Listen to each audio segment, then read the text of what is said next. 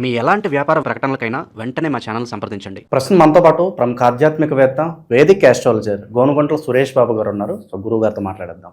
నమస్కారం గురుగారు. ఓం గం గణపతయే నమః. స్వర్ణలక్ష్మి నమస్తే అస్తు. పరబ్రహ్మ స్వరూపిణి రాజ్యం దేహి ధనం దేహి సర్వకామాంచ దేహి మే.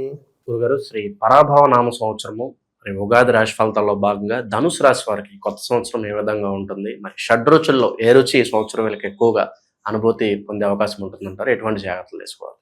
సో మణికంఠ గారు, మీరు అడిగే క్వశ్చన్ చాలా బాగుందండి. ఉగాది పచ్చడితో స్టార్ట్ చేశారు.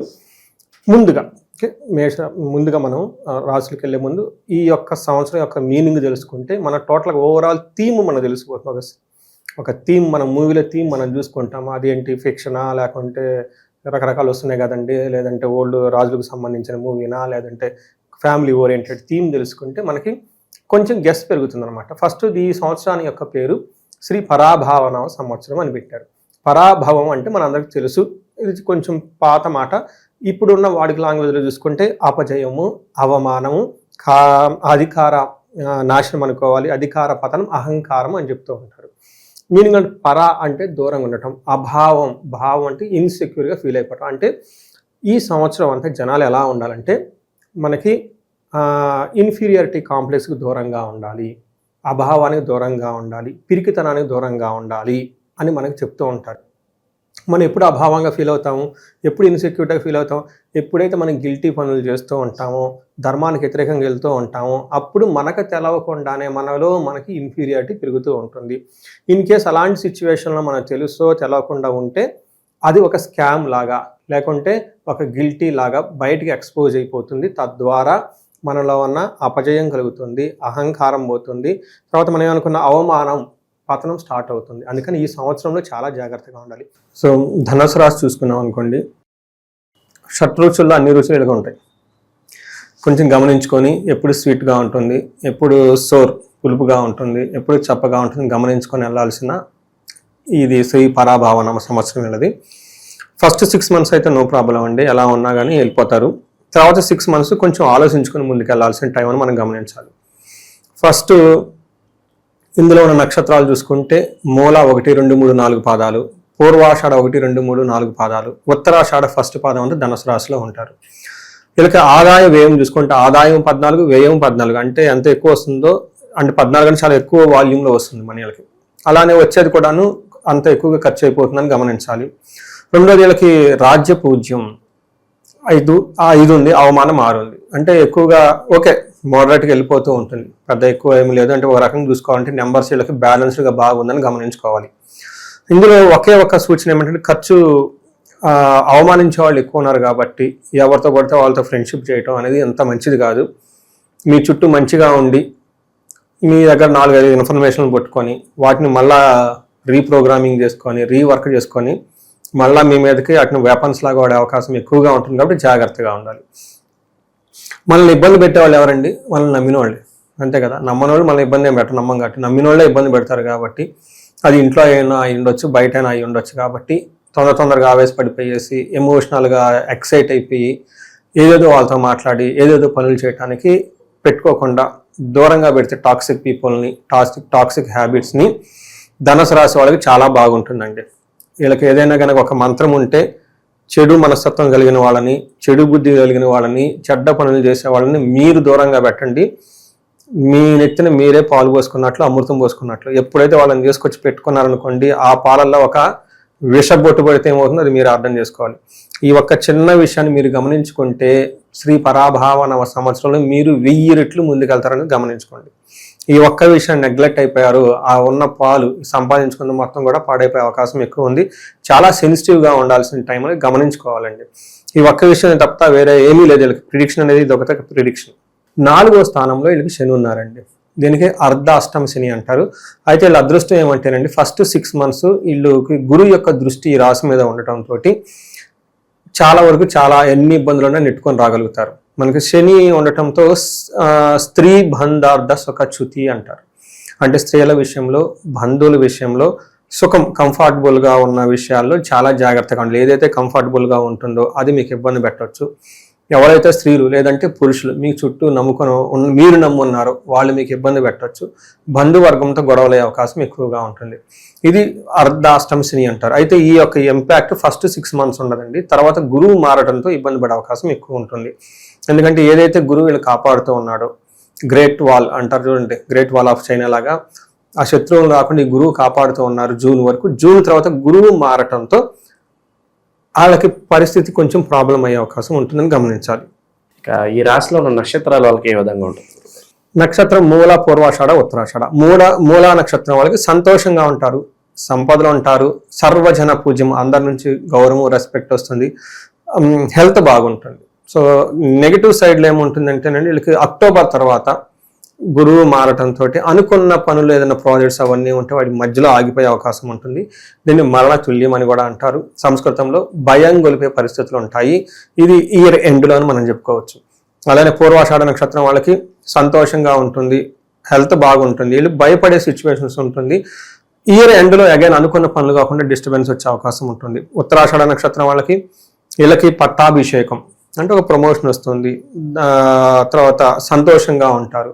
ఛాలెంజెస్ చూసుకుంటే వీళ్ళ హెల్త్ కాంప్లికేషన్స్ ఉంటుంది, వచ్చిన ధనాన్ని నిలబెట్టుకోలేక ఎక్కువగా ఖర్చు పెట్టే అవకాశం ఉంటుంది, అనుకున్న పనులు కాకుండా ఈ రెండులో ఆగిపోయే అవకాశం ఎక్కువగా ఉంటుంది. బేసికల్గా ఇదంతా గురువు మారటంతో వచ్చే కొంచెం ఇబ్బందులను గమనించుకోవాలి.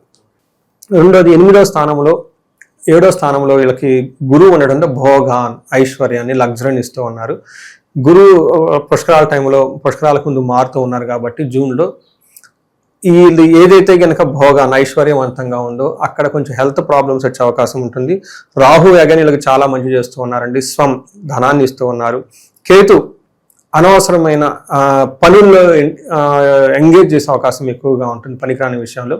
బట్ ఆధ్యాత్మికంగా స్పిరిచువల్గా కూడా ఉంటారని గమనించాలి. సో మనం చూసారు కదండి ఇప్పుడు ఎలా ఉందో. జూన్ అనేది చాలా క్రిటికల్గా ఉండే అవకాశం ఎక్కువగా ఉంటుంది. ఆ తర్వాత కొంచెం జాగ్రత్తగా ఉండాలి. ఈ లోపు ఏదైనా ఉన్నా కానీ దే కెన్ మేనేజ్ అండి, అంటే ప్రాబ్లమ్స్ ఉంటే దే కెన్ మేనేజ్. బట్ గురువు మారటంతో కొన్ని ప్రాబ్లమ్స్ చాలా సీరియస్గా ఎస్కలేట్ అయ్యే అవకాశం ఎక్కువ ఉంటుంది. అందులోనూ వాళ్ళ ఇండివిజువల్ దశాభుక్తి కనుక టైం బాగలేకపోతే దీని యొక్క ఇంపాక్ట్ అక్కడ పడేసి చాలా సీరియస్గా కన్సర్న్ అయ్యే అవకాశం ఉంటుంది.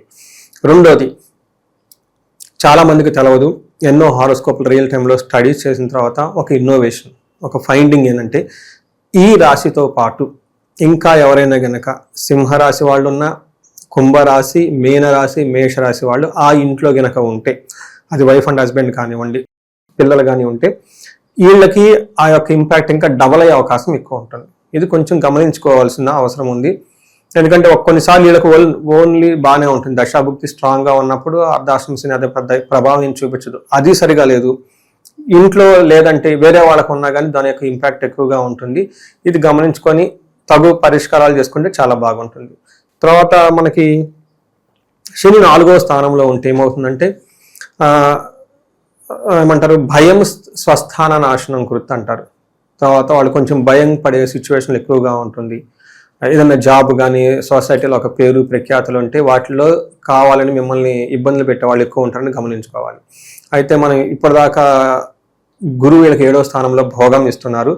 రాజదర్శనం, ఆరోగ్యం, గాత్ర కంబీషణం, ఇష్టకార్య సిద్ధి అంటారు. శని కొంచెం ఇబ్బందులు పెడుతున్నా గురువు వీళ్ళకి బాగా ప్రొటెక్ట్ ఇస్తూ అనుకున్న పనులు చేసుకుంటా పోవటం, పెద్ద పెద్ద హైర్ ఆఫీసులను కలవటము, శరీరం అంతా చాలా బాడీ లాంగ్వేజ్ డిగ్నిటీగా ఉండటం, అనుకున్న పనులను సాధించుకుంటూ ఉంటారు. ధనం బాగుంటుంది, హెల్త్ బాగుంటుంది. తర్వాత బ్రదర్స్ నుంచి సిస్టర్స్ నుంచి వీళ్ళకి మంచి సపోర్ట్ వస్తుంది ఈ టైంలో అని గమనించాలి.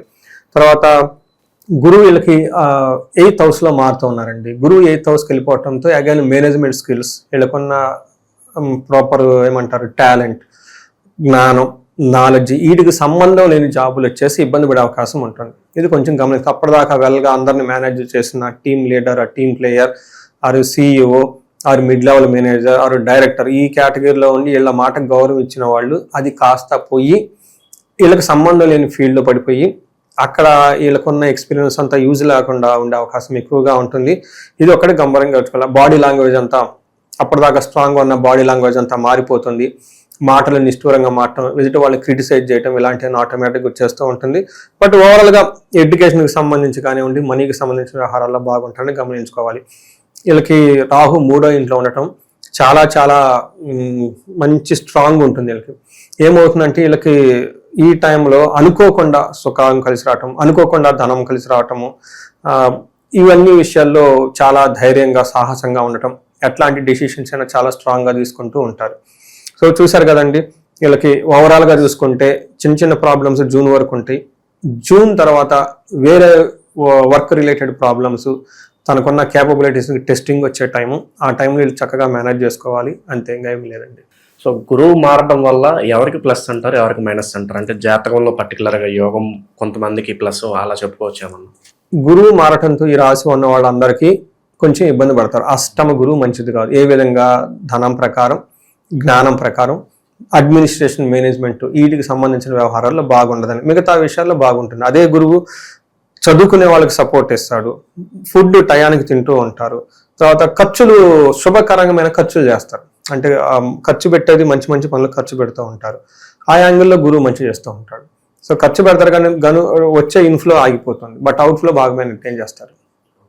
వాళ్ళు అనుకుంటారు, అయ్యో మేము మంచిగా పూజలు చేస్తున్నాం, పురస్కారాలు చేస్తున్నాం, అది చేసాం, ఇది చేసాము, ఎంత చేసిన తర్వాత మాకు ఎందుకు రావట్లేదంటే ఇన్ఫ్లో అనేది తగ్గిపోయింది. అవుట్ఫ్లో కొంచెం జాగ్రత్తగా మెయింటైన్ చేసుకోవాలి. ఇక విశేషంగా ఈ సంవత్సరం ఎటువంటి పరిహారాలు చేసుకోవడం ద్వారా వీళ్ళకి బాగా కలిసి వస్తుంది? ఫస్ట్ అండ్ ఫార్మోస్ట్ శనికి సంపూర్ణ శాంతి పూజలు చేయించుకోవాలి. శనికి, ఎందుకంటే అష్టమంలో, అర్ధాష్టమంలో శని ఉంటే ఏదో ఒక ప్రాబ్లం ఎప్పుడోసారి ట్రిగ్గర్ అవుతుంది. రెండోది గురువుకి సంపూర్ణ శాంతి పూజలు చేయించుకోవాలి. శనికి సంబంధించి తిరునల్లార్ తమిళనాడులో ఉంటుందంటే దేవస్థానాన్ని దర్శించుకోవాలి. గురువుకి సంబంధించి గుంటూరు దగ్గర కోటప్పకొండ, దక్షిణామూర్తి అవతారం కొండ మీద ఉంటారండి, చాలా చాలా పవర్ఫుల్. అక్కడ దేవస్థానం వాళ్ళే సామూహికంగా హోమాలు చేస్తూ ఉంటారు. గురువారం రోజు చక్కగా అక్కడ అందులో పార్టిసిపేట్ చేయండి, చాలా చాలా నామినల్ ఫీజు, చాలా పవర్ఫుల్గా పనిచేస్తుంది. ఇవి కాకుండా వీళ్ళకి ఇండివిజువల్గా ఆశ్రమాలు జరగటం, యోగా చేయటం, మెడిటేషన్ చేయటం, శనగలను దానం చేయటం, పసుపు రంగు బట్టలు కట్టుకోవటం, గురువులకు పాదాభివందనం చేసుకోవటం, ఏదైనా ఇంపార్టెంట్ పని చేసేటప్పుడు వాళ్ళకి ఆశీర్వాదం తీసుకోవటం, ఆస్ట్రాలజర్ని కలవటం, వాళ్ళ దగ్గర కన్సల్టేషన్ తీసుకోవటము. ఇవి కాకుండా వేరే ఈ టైంలో, అంటే మన బాగలేని టైంలో అన్నీ బాగుండవండి. జ్యోతిష్ శాస్త్రంలో ఇది వెరీ ఇంట్రెస్టింగ్ ఉంటుంది. ఒకటేదైనా బాగలేదు, మిగతా ఆ టైంలో ఉన్న శాపాలు అవన్నీ కూడా అదే టైంలో యాక్టివేట్ అవుతూ ఉంటాయి. ఇంకా వేరే ఏమైనా యాక్టివేట్ అయ్యాయా ఈ టైంలో, దోషాలు అంటారు, శాపాలు అంటారు, ఇలాంటి ఏమైనా హడ్డిల్స్ ఉన్నాయి, అవి చూసుకొని వాటికి తగు పరిష్కారాలు చేసుకొని వెళ్తే ఏమవుతుందంటే ఈ హడ్డిల్స్ అన్నీ పోయి ఈ బాధలు చాలా వరకు తగ్గుముఖం పడతాయండి. సో ఏమవుతుంది, ఉంటుంది, ఫ్రిక్షన్ ఉంటుంది, బట్ అవన్నీ వీళ్ళు చక్కగా మేనేజ్ చేసుకుంటా ముందుకు వెళ్ళిపోతారు. లేదు అనుకోండి, అటు మేనేజ్ చేసుకునే పరిస్థితిలో ఉంటారు. మైండ్ ఈజ్ ఇంపార్టెంట్ అనమాట. సో 1 లక్ష అప్పు ఉంది అనుకోండి, దీన్ని ఎలా తీర్చాలని బాధపడచ్చు. 1 లక్ష ఉంటే ఉంటుంది, పోతే పోతుంది, ఉన్నప్పుడు ఇస్తాను లేకుంటే లేదు. దాని గురించి చూడండి, యాటిట్యూడ్, ఎలా చేయాలి నన్ను ఇన్ఫీరియారిటీ కాంప్లెక్స్ ఉన్నాడు, అప్పు అడిగిన వాళ్ళు ఆ ఫోన్ కాల్ చేసి భయపడిపోతుంటారు. ఎట్లానే పే చేస్తాము, ఏమైంది, ఇచ్చావు, నీ డబ్బులు నీకు ఇస్తా, వెయిట్ చెయ్యి. వాళ్ళు రివర్స్లో కౌంటర్ రాస్తారు, నా దగ్గర ఉంటే బ్యాంక్లో ఉన్నట్లు ఎక్కడికి పో, ఇంట్లో ఏం చేస్తావు, నువ్వు అన్నం తింటలేదా, ఉన్నావు కదా హ్యాపీగా, ఫ్రెండ్ నా మాత్రమే. మాటల్లో డిఫరెన్స్ ఉంటుంది. సిచ్యువేషన్ హ్యాండిల్ చేస్తే పరిస్థితిని, ఈ హోమాలు, యజ్ఞాలు ఇవన్నీ ఎందుకు చేయాలంటే ఈ ఆధ్యాత్మికత మన మైండ్ సెట్ని సరిగ్గా అలైన్మెంట్లో ఉంచుతుంది అనమాట. ఉంచేసి it will take in upper edge. అట్లానే అప్పు పోదు అని కాదు, ఆ సిచ్యువేషన్ని ఎలా హ్యాండిల్ చేయగలుగుతావు అన్న ఒక యాటిట్యూడ్ మనకు బిల్డ్ అవుతుంది. నేను చేపించిన సేమ్ సిచ్యువేషన్, ఈ హోమాలు అవన్నీ చేయగానే దే ఆర్ వెరీ హ్యాపీ. లేదంటే ఒక యోగా ప్రోగ్రామ్, మెడిటేషన్ ప్రోగ్రామ్ రాగానే నవ్వుతూ ఉంటారు, అంతకుముందు బాధపడుతూ ఉండేవాళ్ళు. అప్పు అలానే ఉంటుంది, బట్ వీళ్ళ బిహేవియర్లో తేడా ఉంటుంది. సో ఇది ఈ పరిహారాలు ఇవన్నీ చక్కగా పనిచేస్తాయంటే ఈ విధంగానే పనిచేస్తాయి. అంతేగాని అప్పు ఇది మంత్రం వెళ్ళిపోయి తీరుస్తున్నారు కదా, వీళ్ళు అప్పు వీళ్ళే తీర్చుకోవాలి. బట్ ఆ ఎంజాయ్మెంట్, ఆ యొక్క లైఫ్ అప్స్ అండ్ డౌన్స్ని బ్యాలెన్సింగ్గా తీసుకోవటం, ఇవన్నీ వాళ్ళకి మైండ్లో అర్థమవుతుందండి. సో ఓవరాల్గా ధనుసు రాశి వారి స్థితిగతులు ఈ సంవత్సరం ఎలా ఉండబోతున్నాయి, ముందు ఎటువంటి జాగ్రత్తలు తీసుకోవాలి, మంచి విశ్లేషణ అందించారు. ధన్యవాదాలు. ధన్యవాదాలు.